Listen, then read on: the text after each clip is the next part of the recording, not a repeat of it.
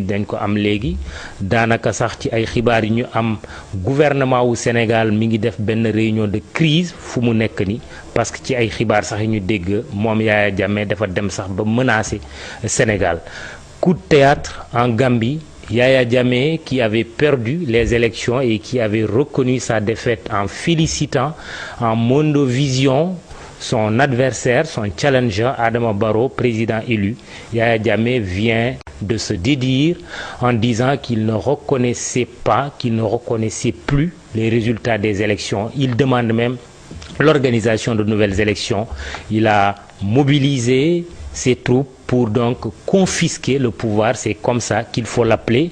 Nous sommes avec Hady Talla qui reviendra dans de plus amples détails sur ce coup de théâtre actuellement en Gambie. Nous aurons également des réactions au téléphone et selon une source officielle sénégalaise, le gouvernement du Sénégal est en train de tenir une réunion de crise parce que Yaya Jammeh a eu-même à menacer le Sénégal de ses foudres.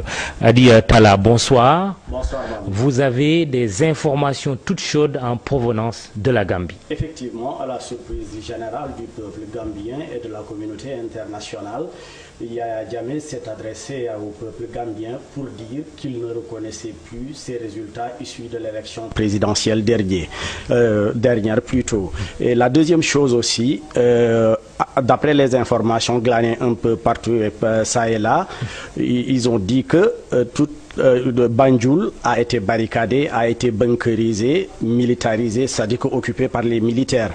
Mais il y a un calme qui y règne quand même malgré cette occupation militaire.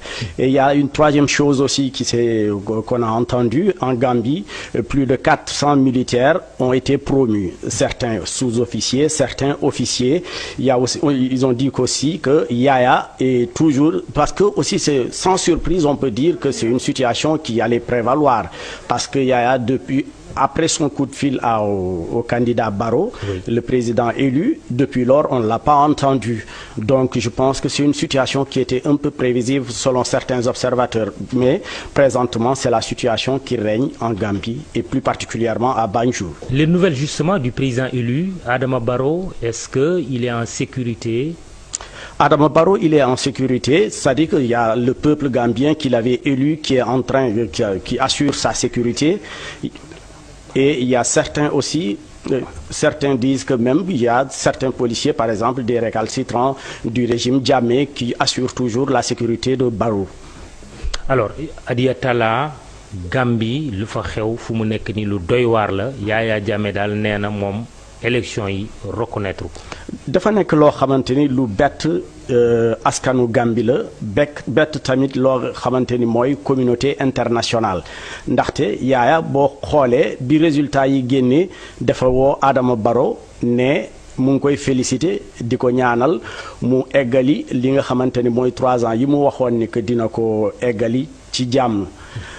tey ji ñu yeew ñu dégg Yaya parce que dafa newoon ni que dina wax ak askanu Gambie ci télévision depuis lors askanu Gambie a ngi xaar mais tey ji fu mu génnee mooy que dafa génn wax ak askanu Gambie ne moom reconnaître résultat yi nga xamante ni moom moo génnoon si jongante bi nga xamante ni Adama Barrow moo gagné woon mu nekk nag mbetteel ci askanu Gambie nekk tamit mbetteel ci communauté internationale nee nañu tamit Gambie Banjul foo dem si koñ yi ci mbedd yi ay militaire nga fay fekk doon na am sax ay militaire bu njëkk laata loolu mais nee nañu li ñu fa nemmeeku tey jii moo gën a graaw ci ay militaire wante nag amul benn gàllankoor amul tamit benn xiiroo wala mu am benn fitna bu fa yeewoogum mais nag réew Gambie yëpp c'est-à-dire que Banjul yëpp ay militaire nga fay seen foo taxaw te nee nañu tamit fan yi wees rek diggante démb ak barki démb jël na lu toll si 400 militaire ñoom ñëpp mu promouvoir leen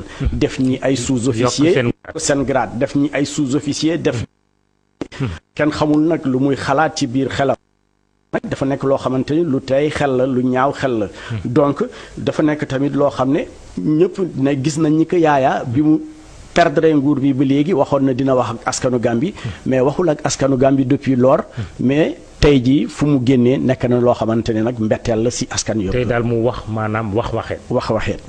waaw président Adama Barrow bi ñu fal lan mooy xibaar yi ñu am ci moom. président Adama Barrow bi ñu fal instant yii nii bi ñu jotee yenn information ci Gambie nee nañu askan bi ko éliroon ñoo ngi fees dell si këram ak loo xamante ni lu wër kër gii la.